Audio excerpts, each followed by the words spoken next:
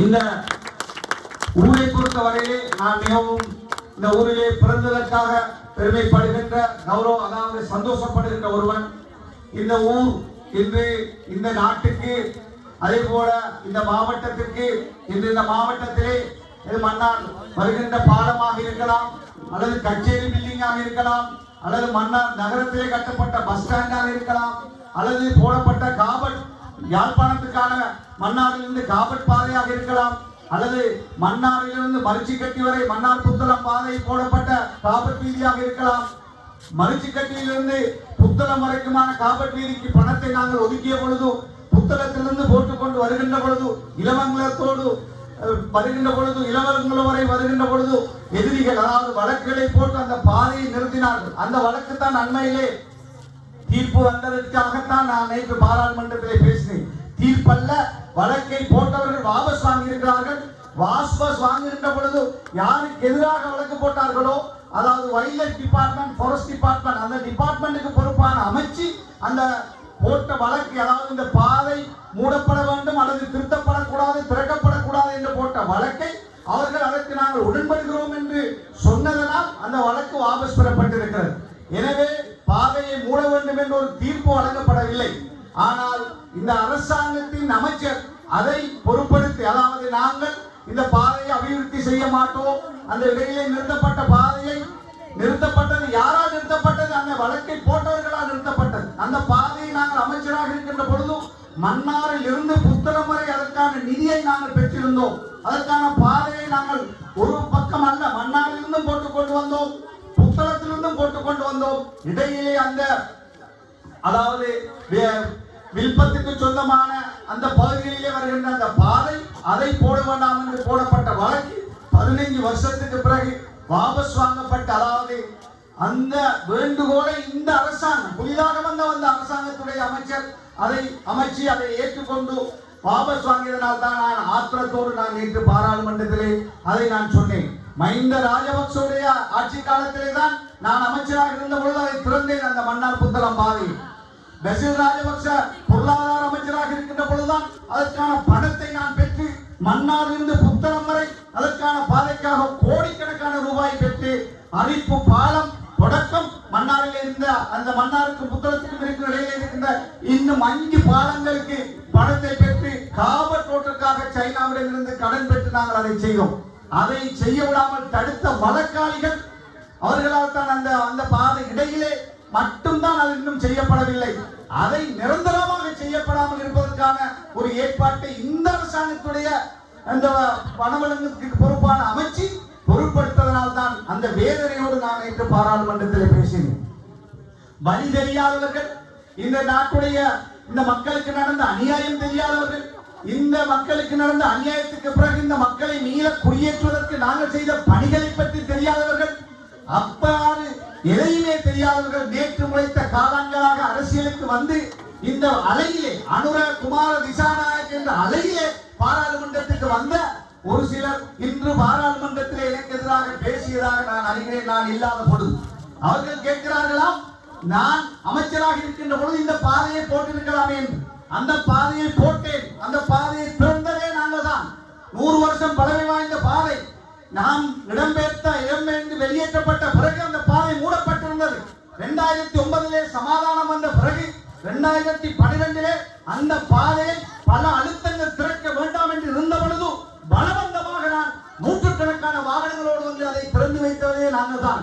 அதன் பிறகு பணம் பாதையை போடுவதற்கு பில்லியன் கணக்கிலே தேவைப்பட்ட பொழுது அந்த பணத்தை நாட்டிலே பணம் இல்லை என்ற பொழுது அன்று பசில் ராஜபக்சவோடும் அன்றிருந்த ஜனாதிபதியோடும் கதைத்து வெளிநாட்டு பணத்தை சைனாவிடமிருந்து கடனாக பெற்று மன்னாரில் இருந்து அரிப்பின் ஊடாக, சிலாவத்துறையின் ஊடாக, மரிச்சிக்கட்டியின் ஊடாக, இளங்கலத்தின் ஊடாக புத்தளம் வரை போடுவதற்கான பெரிய காபட் பாதையை போடுவதற்கான நிதியை ஒதுக்கி டெண்டரை கோட் பண்ணிய பொழுது மாதா கன்ஸ்ட்ரக்ஷன் பெரிய கம்பெனியும் இன்னொரு கம்பெனியும் எடுத்து அதை செய்து கொண்டு வருகின்ற பொழுது இடையிலே ஒரு 30 கிலோமீட்டர் மட்டிலே போட வேண்டாம் என்று வழக்கை போட்டு அதை தடுத்த அந்த எதிராளிகள், அந்த சதிகாரர்களை மஹிந்த ராஜபக்ச அரசாங்கம் ஒத்துப்போகவில்லை. அதற்கு அதன் பிறகு வந்த அரசாங்கமான மைத்ரிபால சிறிசேனவுடைய அரசாங்கமும் ஒத்துப்போகவில்லை.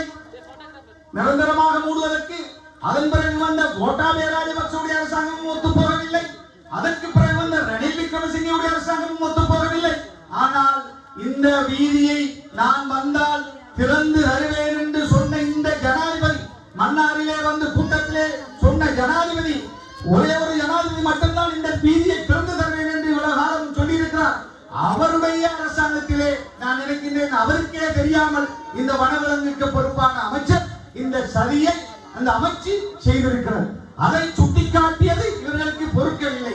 அதை நியாயம் இல்லை என்று சொன்னது இவர்களுக்கு தாங்க முடியவில்லை. அதற்காகத்தான் என்னிடத்திலே கேட்கிறார்கள், நான் எதை செய்தேன், ஏன் இந்த பாதையை நான் அமைச்சராக இருந்த பொழுது செய்யவில்லை என்று. செய்து அதற்கான அத்தனையும் செய்த பொழுது இடையிலே நீதிமன்றத்தால் தான் 15 வருடங்கள் ஒரு சிறு துண்டு மட்டும்தான் இன்னும் செய்ய முடிக்க வேண்டியிருக்கிறது என்பதை அவர்களுக்கு நான் சொல்லி வைக்க விரும்புகின்றேன். இன்ஷா அல்லாஹ் அடுத்த பாராளுமன்றம் கூடுகின்ற பொழுது அதற்கான தெளிவை நான் சொல்லி இருக்கிறேன். என்றாலும் நான் என்ன செய்தேன், என்ன செய்திருக்கிறேன் என்பதை நேற்று முளைத்தலா வந்த ஒரு பாராளுமன்ற உறுப்பினர் பிரதி அமைச்சர் ஒருவர் இன்று பாராளுமன்றத்திலே கேட்டிருக்கிறார். அவர் வந்து இங்கு பார்க்கட்டும், 20,000க்கு மேற்பட்ட வீடுகள் கட்டப்பட்டிருக்கிறது இந்த அரசியல் அதிகாரத்தினால். 72 பள்ளிவாசல் உடைக்கப்பட்டிருந்த பள்ளிவாசல்கள் இன்று இருந்ததை விட அழகாக கட்டப்பட்டிருக்கிறது இந்த அரசியல் அதிகார பலத்தினால். வெளிநாட்டு உதவிகளை பெற்று ஒரே நாளிலே புதிதாக 22 அரசாங்க பாடசாலைகள் ஒரே நாளிலே அனுமதி வழங்கப்பட்டு இந்த மன்னார் மாவட்டத்தில் மட்டுமல்ல, வவுனியா, புத்தளம் போன்ற மாவட்டங்களிலே கட்டப்பட்டிருக்கிறது. ஒரு இரவு அதாவது 500 பேருக்கு ஆசிரியர் உதவியாளர்களாக ஒரே நாளிலே நியமனம் வழங்கப்பட்டிருக்கிறது இந்த அரசியல் அதிகாரத்தின் ஊடாக. என்று பார்த்தால் பல அரசு அதிகாரிகளை நாங்கள் பார்க்கிறோம். 3000க்கு மேற்பட்ட அரசு அதிகாரிகள் இந்த அரசியல் அதிகாரத்தின் ஊடாக அரசு அதிகாரிகளாக நியமிக்கப்பட்டிருக்கிறார்கள். அதே போல இன்னும் நாங்கள் சொல்லிக் கொண்டு போகலாம்.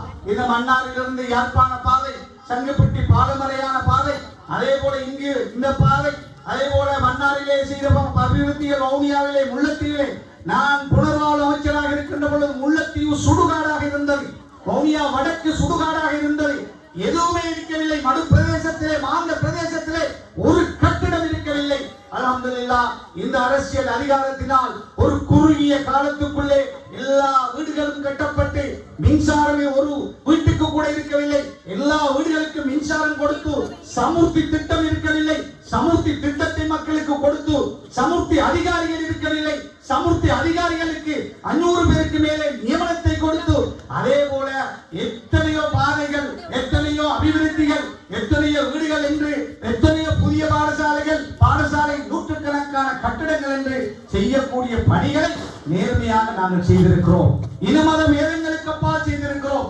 ஒரு சிலர் எங்களை இனவாத கண்ணாடி போட்டு பார்த்தால் நாங்கள் அதற்கு பதில் சொல்ல முடியாது.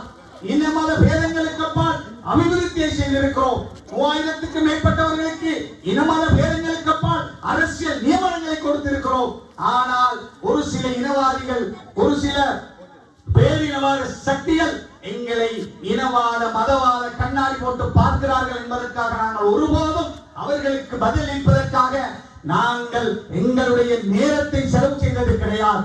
அவ்வாறு செலவு செய்து எங்களுடைய நேரத்தை வீணாக்குவதனால் அந்த இனவாதிகளோ மதவாதிகளோ திருந்த போவதில்லை என்று எங்களுக்கு தெரியும். அவருடைய ஒரே ஒரு இலக்கு எங்களை அரசியல் ரீதியாக வீழ்த்துவது அல்லது எங்களை தொடர்ந்து இந்த அரசியல் ரீதியிலே இல்லாமலாக்குவதற்காக என்ன சதிகளை செய்ய வேண்டும் எல்லாம் செய்து பார்த்தார்கள். சிறையிலும் கொண்டு போய் அழைத்து பார்த்தார்கள். என்னை மட்டுமல்ல, எனது மனைவியை, எனது மாமாவை, எனது தம்பியை, எனது சகோதரர் உட்பட பலரை சிறையிலே ஒரே காலத்தில் அழைத்து பார்த்தார்கள்.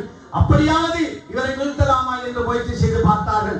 இறைவன் ஒருவன் எங்களுக்கு இருந்து அந்த இறைவனுடைய உதவியினால், அவன் தந்த சக்தியினால், அவன் தந்த பலத்தினால் அத்தனை சதிகளையும் தாண்டி இந்த அரசியல் பயணத்திலே நாங்கள் பயணித்துக் கொண்டிருக்கிறோம்.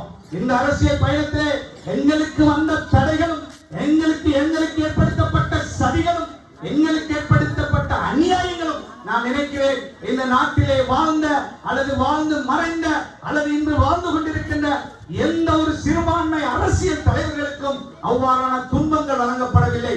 என்றாலும் இறை நம்பிக்கையும் இறைவனின் மீது தந்த அசைக்க முடியாத நம்பிக்கை எங்களை இன்று வரை பாதுகாத்துக் கொண்டு, அது எந்த ஜனாதிபதியாக இருந்தாலும், எந்த பிரதமராக இருந்தாலும், அல்லது எந்த அரசியல்வாதியாக இருந்தாலும், அல்லது எந்த தலைவர்களாக இருந்தாலும் நியாயம் அநியாயம் என்று வருகின்ற பொழுது நியாயத்தின் பக்கம் நின்று அநியாயத்தை எதிர்த்து பேசுகின்ற சக்தியை இறைவன் எங்களுக்கு தந்திருக்கிறான். அது இந்த அரசாங்கமாக இருக்கலாம் அல்லது எந்த அரசாங்கமாக இருக்கலாம். அவர்களுக்கு அடிமைகளாக அவர்கள் செய்கின்ற தவறுகளை எல்லாம் பார்த்துக் கொண்டு நாங்கள் அடிமைகள் போல இருக்க வேண்டும் என்று கனவு காண்பார்களாக இருந்தால் அது ஒருபோதும் நடக்காது என்பதை அவர்களுக்கு நாங்கள் சொல்லிக்கொள்ள நான் விரும்புகின்றேன். எனவே எனது அன்பு தாய்மார்களே, சகோதரர்களே, நண்பர்களே, இளைஞர்களே, இந்த ஊருடைய கல்வியிலே கவனம் செலுத்துங்கள்.